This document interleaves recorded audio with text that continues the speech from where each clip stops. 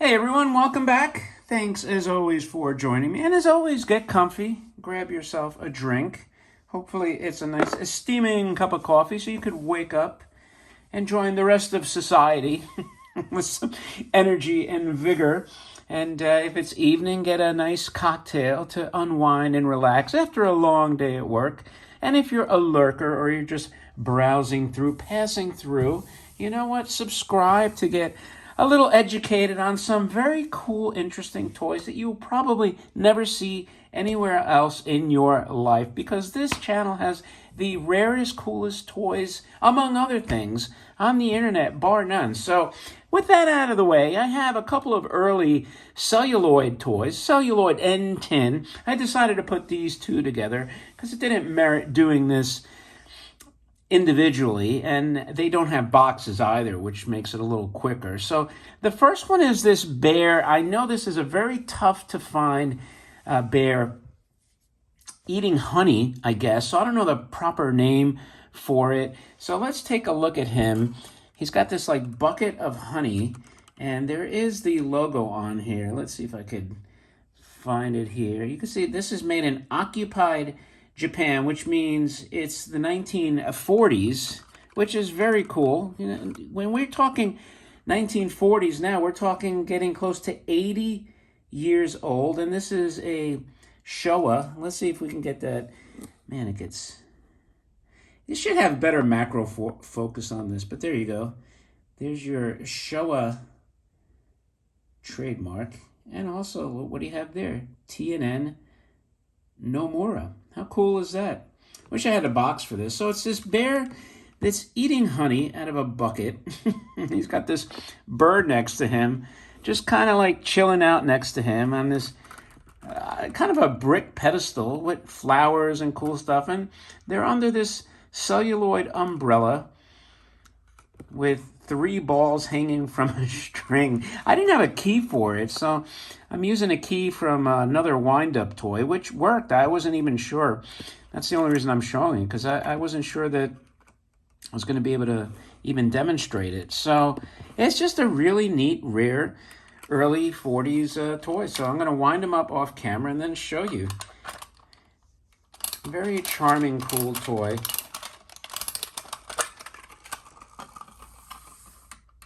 Ooh, stopped in the middle of working. What happened?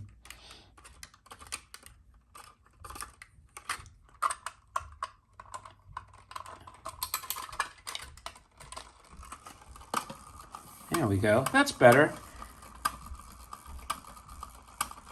Now the bird should be moving a little bit too. There you go.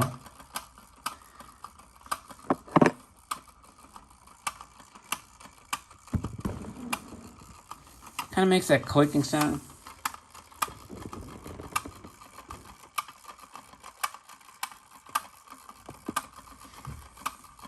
It's really, it goes click, click, click, click, click. Now I don't know if that's supposed to be possibly a chirping sound.